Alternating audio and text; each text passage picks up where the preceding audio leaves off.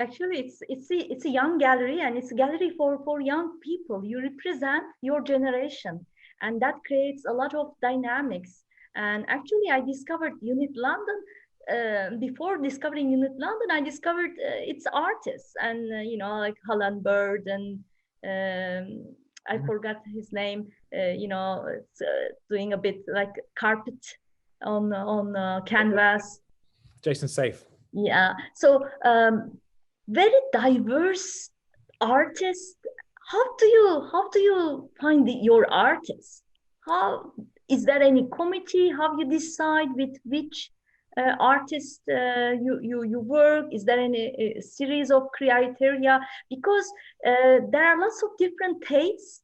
I cannot define the taste of a gallery of your gallery, but it's really diverse. All I can say, if I can define in one adjective, I can say dynamic. It's a very dynamic portfolio of artists and artworks.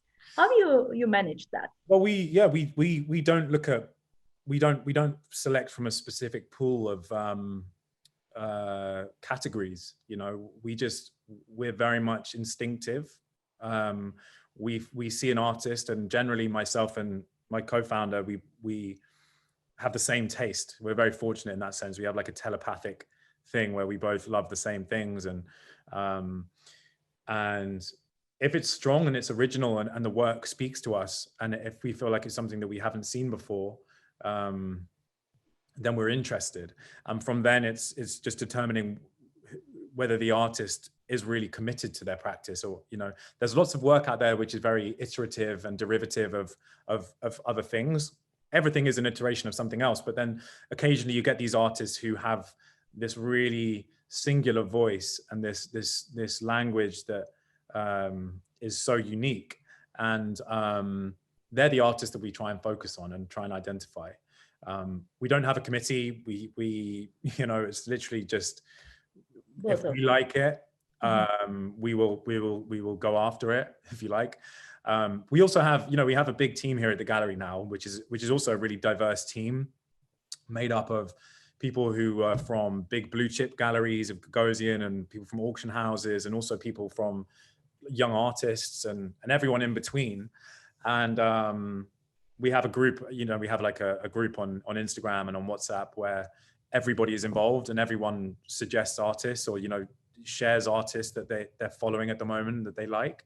And it gives the younger members of the team, even if they're like an intern, they can suggest an artist, and sometimes if we like it, we'll go and approach the artist and maybe end up doing projects together. That's happened several times now at the gallery, where a young member of the team has suggested an artist and we've just fallen in love and gone with it. So yeah, I mean, we definitely like, we want everybody at the gallery to be a part of the gallery's future and a part of the programming as much as possible. Obviously we have the final say, but it's just finding artists who are talented. And that's something that I find is really lacking. When you look for, a college education, or you look for a specific, something on the CV, which is specific, or, they're in this person's collection, or they are associated with this collector, or, they're a family member of this collector or museum. That is one of the trappings of the industry, which I think we need to move away from. And I think if you just look at the artists who've gone to a good art college, you're looking at 2% of the population of creative people out there who have amazing work and the power to change the world with a message. And by focusing on such a small pool of talent, you miss so much. And so that's why Instagram has been an amazing tool for us, because we've discovered, and we're discovering every day, so many incredible new artists on Instagram who we would never foreign artists working outside of UK. You work with? Yeah. I mean, we work with artists from, I think, pretty much every continent, and every age, there's no limits to the types of artists that we work with. It's the one common denominator between all of them is that they have a gift. They're talented. They're not riding on the wave of something else. That they believe in what they do, and we believe in what they do, and that's like the magic formula. Now, I have a suggestion to you. Would you like to search a database of all the art school students' works? Imagine, it's much larger Instagram, but much organized. Uh, I'd love to do that. you know, Yeah. Is that an offer? is there such a database that galleries use? Like organized database. Okay, let's see the graduates from India, from Brazil, things like that. Not that I'm aware of. Not that I'm aware of. You can obviously sign up to each school's newsletter, and then when they do their end of year graduation shows, they send you the PDF, and you can go and visit the shows. But I don't think there's a unified database, as far as I'm aware, that kind of concrete or aggregate. This is an idea of mine, and maybe Good I idea. I will make it happen.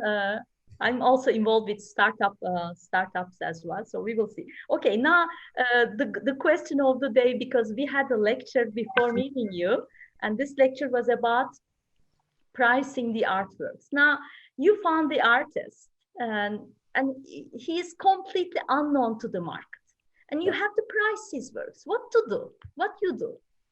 It's very tough. It is tough. I mean, it's tough. You don't want to overprice an artist's work if they're a young artist and they're new to the market. It's very important that the works are kept at an affordable price point. I mean, it's a game of supply and demand, and it can be very tempting, and we were probably guilty of this when we started, and we started having like serious attention around a lot of our artists. We had people inquiring from all over the world wanting to buy works from this artist. And, we had like hundreds of inquiries, and it was very tempting to go, well, we have enough collectors here and enough demand to sustain this market for like 10 years. So the prices are probably too low. And, it can be very tempting to increase those prices too fast, knowing that you will sell them at a really high price. But it's not really about that. It's much more about supply and demand, and making sure that you are not oversaturating the market, and making sure that you don't price an artist's work out of the interest of a museum or an institution who don't have huge budgets to be able to acquire the artist's work and have it in their collection. Because museums and public institutions are really the gatekeepers, and private museums as well, but really public institutions are the gatekeepers of value to a certain degree, and they will allow an artist's work to really stand the test of time. And if you have a young artist who hasn't had many shows, who you've just started working with, and suddenly the prices are like 12, 15, 20, 30K, those institutions won't bite, and a lot of the big collectors who are looking at emerging artists want to pick up works cheap. They don't want to spend more than like 30K on a painting by a young emerging artist who hasn't had many shows, because there's other things that they could buy for 30K that might be a better investment or might be better for their collection. So you have to just kind of understand where an artist is at. If they are young and they're just starting out, keep their prices affordable, and regardless of the demand that you have, keep the prices where they are, keep them affordable, so that the right people can have the opportunity to buy the work. I've seen it happen lots of times where young artists, and especially now, there's a big movement now in the market towards African artists. And there's lots of young African artists who have been managed incorrectly and who have seen a surge in demand, and whose prices have now gone crazy, and gone crazy way too fast. And that's not good for their career long term. They have to, when they're young, when they're starting out, they need to be affordable. They need to be kept at a price point that is attractive to big collectors and influential collectors and museums. And as soon as you start overpricing them because you have 30 people who love the work and just want to buy it, you do a real disservice to the artist long term. But in terms of like just determining a value of an artist from day one, you just look to the best comparables are online. I would just do your research and inquire to other galleries about artists at a similar level who have had a similar level of exhibition history or a similar stature or pedigree, and see what they're priced at. I mean, obviously I have that, I know that because I'm in it every day. So I have a good idea of like where an artist should be priced based on where they're currently at. But for people who are trying to determine it for the first time, I think just do your research, make sure that the artist is priced in line with comparable works from other similar artists and peers, so that you're not kind of getting it wrong. Do you think there are price scripts in the market? I mean, let's talk about London market. Kind of tacit knowledge that galleries share among each other.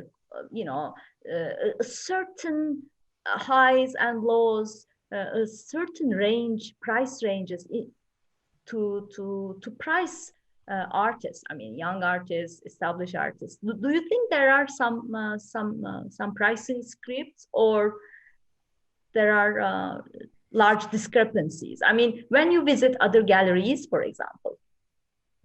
Yeah, I mean, I think there's certain galleries that operate in certain levels of the market. So you have your very small galleries who are often based in, let's say, like, not the arts hub of the city. So in London, you have Mayfair, where you have very high rents. You have the costs of being in Mayfair are very, very high. But then you have galleries in East London or South London or North London, where the rents are significantly cheaper, where they can afford to price their artists at lower prices and still be able to pay the rent and be able to pay their staff and all that stuff. So to an extent, it's determined by the costs of the gallery. I think at an early stage, if you're in Mayfair and you have 25 staff and you have a huge overhead, then you're not going to get away with selling work for $5,000 a show, because you won't survive. So I think that's one factor that comes into play. And, by default, being a Mayfair gallery, there is a certain expectation of price. And, there's that old Stella Artois advert of reassuringly expensive, which is, I think, a really interesting term when applied to the art market. Collectors of a certain level are reassured by a strong price point. If they see an artist who's got a pretty decent exhibition history and they've been showing for 5-6 years in some decent galleries, and they see the price of the work as like $5,000, they're going to question that. Why are the prices so low? So that's also a consideration. But I think pricing is always in line with the level of where the artist is at. And I think galleries generally will work with emerging artists almost exclusively, or they'll work with mid-career artists almost exclusively, or they'll work with blue chip and secondary market works programs almost exclusively. And each of those categories have their own price brackets. Emerging artists, if they're really young and starting out, like, they're not going to be selling, they shouldn't be selling for more than like 10, 15,000. Mid-career could be anywhere from like 15 to, let's say, 100K. And then anything above that is a completely different territory. And, the person that spends more than 100,000 on an artwork is generally somebody who needs to see some form of market validation of that price point, whether that be museum acquisitions, museum exhibitions, or auction values, which are public records of pricing. If you don't have those, then it's very difficult to convince a collector to buy a work for 100 grand, because there's no direct comparable that they can refer to, unless they're just very, very wealthy and they want, they're happy to spend 300K to put something pretty on their wall. Generally, if you're going over 100 grand, then they need to see some sort of investment rationale behind it, but yeah, there's different categories. There's different galleries that show different levels of artists, and I think you can pretty comfortably play within those brackets. Emerging, mid-career, and blue chip. They all kind of separate prices. Yeah. Now, do you think a restriction of resale is important for an artwork, for a young artist artwork? Do you oblige something like that? Okay, I sell this, but I don't want to resell it within 1 year, for example. Yeah, super important. we have that in every invoice that we send out, every sale that we make. There's a no resale clause in there, and the reason is to protect against people obviously just buying and then flipping it again on the secondary market and inflating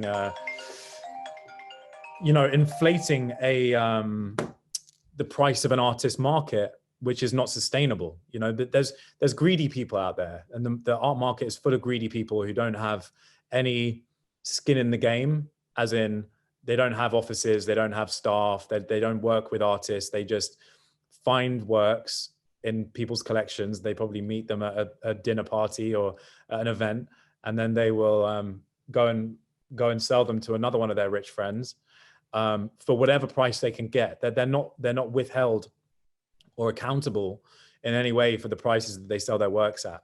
So they have there's no goalpost for them. They can sell a work for whatever they can get for the painting. And that can be extremely damaging for an artist who's trying to be managed properly by a gallery. I spoke earlier about supply and demand. It's really important when you're doing that the works go into collections that are going to hold the works for a long period of time. And every artist wants their work to be in a collection that's going to be enjoyed. It's artists work hard and they pour their heart and soul into what they create. And when they start seeing some random dude flipping a work and making $100,000 off something that they sold for 20,000, it's painful and it's not fair. And it can also cause havoc, because as soon as people start learning that works that were sold by the gallery at $10,000 are now being sold for $100,000, everyone else who bought a work will then go, and regardless of how much they do love the painting that they bought, and regardless of how great their intentions were at the time of purchasing, if the secondary market is so strong that you can potentially get like a life-changing sum of money for what you bought, then there is the temptation to go, well, maybe I will put it at auction, and maybe I will sell this. And suddenly then you have all these people unloading their artworks onto auction, and a market which once looked so strong, suddenly you realize that it's not big enough and strong enough to sustain a huge amount of works coming onto the market. The price point isn't real. And that can very quickly spell the end of an artist's career, just like that. And that's why resale clauses are so important. And the role of the gallery is to protect the artist and make sure that they're selling to the right type of people, and that those people who are out there to flip works and make a quick buck off an artist's work aren't allowed to get hold of the paintings. It's a big part of what we do is vetting clients, basically. Because you try to build the career of the artist. Now, having said that, are there any blacklists of collectors? Yeah, there are. I mean, I don't know if they're very publicly available, but we have a list of people that we will never sell works to, which is growing the whole time. Every gallery, I think every gallery that has the long-term careers of their artists in mind will have a list of people that they won't sell works to. And there's people out there, and I won't name any names, but you probably know some of them, who have been trying to get works from lots of our artists for a very long time and have offered us crazy sums of money to get hold of them, double, triple the price. And it's not in our interest, and it's not in the interest of the artists. And it's very important that, and you can look at it in two ways. There are people out there who want to make money quickly, and you could do that by selling artwork to people who flip works.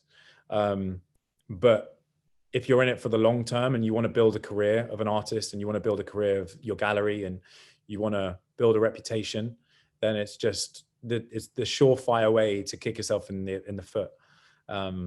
You just don't do it. And so even though, when I started out, I didn't consider the idea of a blacklist. And I actually thought that barring people from buying works was elitist in some way. I thought, like, why wouldn't you just sell to somebody who really wanted the painting? But then as I've learned, and as we've learned, there are people out there who aren't interested in the work, really. They're interested in making money.